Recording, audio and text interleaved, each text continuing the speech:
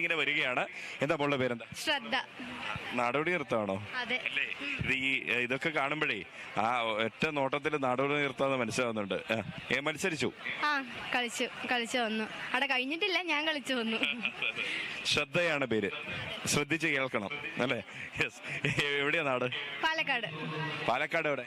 പാലക്കാട് ചിറ്റൂരല്ല, പെരുമ്പ്. സ്കൂളിന്റെ പേര് പറഞ്ഞുപോയി. എന്റെ വീട് പെരുമ്പ്. സ്കൂളിന്റെ പേരൊക്കെ മറന്നുപോയി. അത് എന്ത് മനുഷ്യരാന്ന്? നിങ്ങൾ എന്ത് മനുഷ്യരാന്ന്? അങ്ങനെയല്ല പാലക്കാട് പറയല്. ആണ്. എന്താ സ്കൂളിന്റെ പേര്? GHS ചിറ്റൂർ.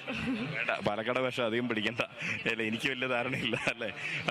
ശ്രദ്ധ എത്രാം ക്ലാസ്സിൽ പഠിക്കുന്നു? 9th. ഈ വേറെ നൃത്ത ഇനങ്ങളിൽ ഇവിടെ പങ്കെടുക്കുന്നുണ്ടോ? പങ്കെടുത്തിട്ടുണ്ടോ? ഇല്ല, ഇത് ആദ്യമായിട്ടാ സ്റ്റേറ്റ് കയറുന്നത് നാടോടി നൃത്തത്തിന്.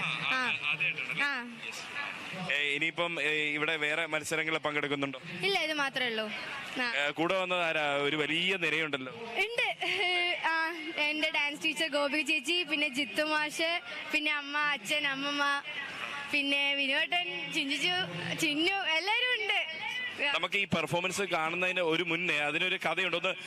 ഡാൻസ് ടീച്ചർ എന്താ? ഗോപി ചേച്ചി ചിന്നു മാഷൊക്കെ ഒന്ന് വന്നേ, പെട്ടെന്ന് വാ. അതെ.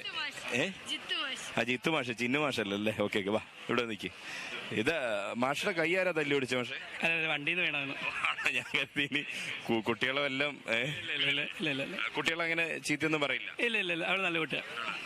ഒരു ശിഷ്യൻ ചീത്ത പറയാത്തൊരു അധ്യാപകൻ? ഇല്ല. എന്താ ചിന്നു അല്ല ഗോപി ടീച്ചർ? നമസ്കാരം. പാലക്കാട് നിന്നാണ് വരുന്നത്. അതിലൊരു സന്തോഷം എന്താന്ന് വെച്ചാൽ 2015 ഞാൻ അവസാനമായി സംസ്ഥാന കലോത്സവത്തിൽ പങ്കെടുത്തിട്ട് 10 വർഷങ്ങൾക്ക് ഇപ്പുറം ഞാൻ എന്റെ സ്റ്റുഡന്റിനെയും കൊണ്ടാണ് വന്നിരിക്കുന്നത്. അതാണ് ഏറ്റവും വലിയ സന്തോഷം. അന്ന് ഗോപിക പങ്കെടുത്ത നൃത്ത ഇനത്തിലാണ് നാടോടി നൃത്തവും ഭരതനാട്യം.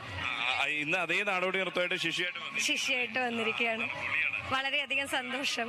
10 വർഷം മുൻപ് ഗോപിക വന്നു, 10 വർഷത്തിന് ശേഷം ഗോപികയുടെ ശിഷ്യ ശ്രദ്ധ വന്നു. അത് കോഴിക്കോട് വെച്ചായിരുന്നു അല്ലേ? കോഴിക്കോട് വെച്ച്. കോഴിക്കോട് എല്ലാവരും പൊള്ളിയല്ലേ? അതെ, നല്ലതാ.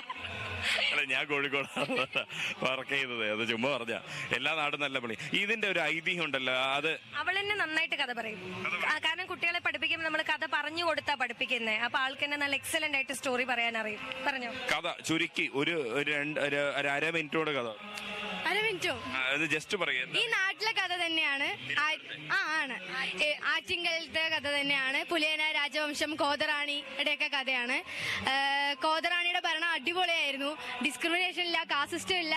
ഈ പ്രജകൾക്കടക്കം അസൂയ അത്രയും സ്നേഹമുള്ള റാണിയായിരുന്നു. അപ്പൊ ഈ മറ്റു രാജാക്കന്മാർക്ക് അത്രയും അസൂയായിരുന്നു എങ്ങനെ ഇങ്ങനെ ഭരിക്കണം എന്നുള്ളത്. അപ്പൊ എല്ലാവർക്കും ഇങ്ങനെ കൈക്കലാക്കണം എന്നൊരു മോഹം ഉണ്ടായിരുന്നു. അപ്പൊ ആറ്റിങ്ങൽ രാജാവിന് ഓക്കെ, ഇനി ആ രാജവംശം കൈക്കലാക്കണമെങ്കിൽ ആ കോതറാണിയുടെ മോൾ ആതിര, നിറയെ മുടിയൊക്കെയുള്ള സൗന്ദര്യമുള്ള ആ മോളെ ഇന്ന് കൈക്കലാക്കി കഴിഞ്ഞാൽ ഈ രാജവംശം കൈക്കലാക്കാന്ന് മനസ്സിലായിട്ട് ഓലയിൽ അയക്കുകയാണ്. അപ്പൊ ചോദിക്കുകയാണ്, എന്റെ ഇത്രയും സൗന്ദര്യമുള്ള മോളെ കല്യാണം കഴിക്കാൻ നിനക്ക് എന്ത് യോഗ്യതയാണുള്ളതെന്ന് ചോദിക്കുകയാണ്.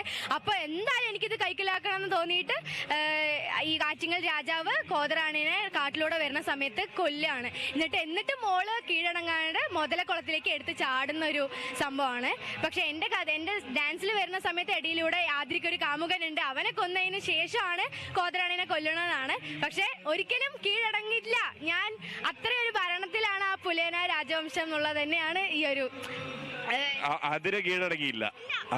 ഞങ്ങളുടെ ഓഫീസിൽ 2 ആതിരയുണ്ട് കേട്ടോ. ഈ 2 ആതിരയും ഇത് ഈ കഥ കേട്ടിട്ട് കീഴടങ്ങോ ഇല്ലയോ എന്നുള്ളത് നമുക്ക് കണ്ടറിയണം അല്ലേ? പിന്നെ അവരുടെ 2പേരുടെയും കല്യാണം കഴിഞ്ഞു, അതുകൊണ്ട് കുഴപ്പമില്ല. ഇനിയിപ്പം ഇനി ആര് വിചാരിച്ചാലും ഇതില്ല. ഞങ്ങൾക്ക് വളരെയധികം നന്ദി പറയേണ്ട 2 വ്യക്തികളുണ്ട്. ഇതിന്റെ വരികൾ എഴുതി തന്ന സുധീഷ് ഏട്ടനും അതേപോലെ ഡാൻസിന്റെ കൊറിയോഗ്രാഫി ചെയ്ത് ഞങ്ങളെ ഹെൽപ്പ് ചെയ്ത ജിജീഷ് ഏട്ടനും. അവരുണ്ട്. ഈ ജിജീഷ് ഏട്ടൻ തന്നെയാണ് ഈ 10 വർഷം മുന്നേ എന്റെ ഫോക്കിന്റെ കൊറിയോഗ്രാഫി ചെയ്തതും ആൾ തന്നെയാണ്.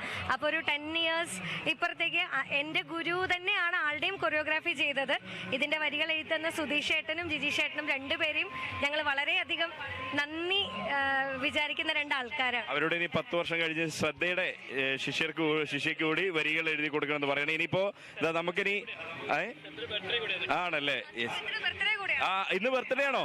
അയ്യോ, അപ്പോ നമുക്കൊരു happy birthday. Happy birthday. Thank you.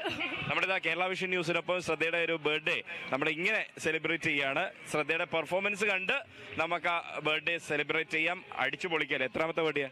എന്റെ 15ാമത്തെ വയസ്സായി. ആ 15ാമത്തെ വയസ്സ് നമ്മളിങ്ങനെ ഇതാ ഒരു തത്സമയം ഒരുപാട് പ്രേക്ഷകർക്ക് മുൻപിൽ അങ്ങനെ നൃത്തം ചെയ്തുകൊണ്ട്, അതും കലോത്സവ വേദിയിൽ. അതുകൊണ്ട് 15ാമത്തെ ഇനി പിറന്നാൾ മറക്കരുത്. ഇല്ല, അപ്പോ എല്ലാ പിറന്നാൾ ആശംസകളും. നമുക്ക് ആ പെർഫോമൻസ് ചെയ്താലോ? നമുക്ക് മാറി കൊടുക്കും അല്ലേ? Okay, ready?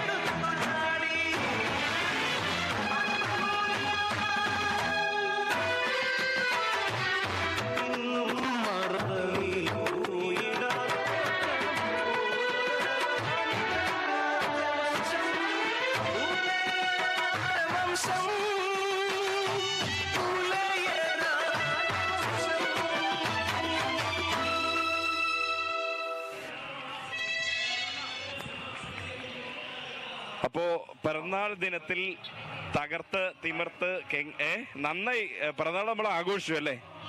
അതെ, തീർച്ചയായും അടിപൊളിയായിട്ട് ആഘോഷിച്ചു. പിറന്നാൾ വൈബായി. വൈബ് എന്ന് പറഞ്ഞ വാക്കില്ലാതെ നമുക്ക് എന്താ ആഘോഷമല്ലേ? അതൊക്കെ അത്രേ ഉള്ളൂ. ഇനിയിപ്പോ കേക്ക് ഒക്കെ കട്ട് ചെയ്യുന്നുണ്ടോ? അറിയില്ല, ഇനി സർപ്രൈസ് തരുന്നുണ്ടോന്ന് അറിയില്ല. നിങ്ങള് സർപ്രൈസ് ആയി കേക്കൊക്കെ അല്ലേ ആ സർപ്രൈസ് ഒരുക്കിയിട്ടുണ്ട് കേട്ടോ. കേക്ക് അപ്പൊ അതിന് സർപ്രൈസ് ആയിട്ട് കേക്ക് മുറിക്കാനുള്ള സംവിധാനം. അപ്പോ all the very best and happy birthday. Okay.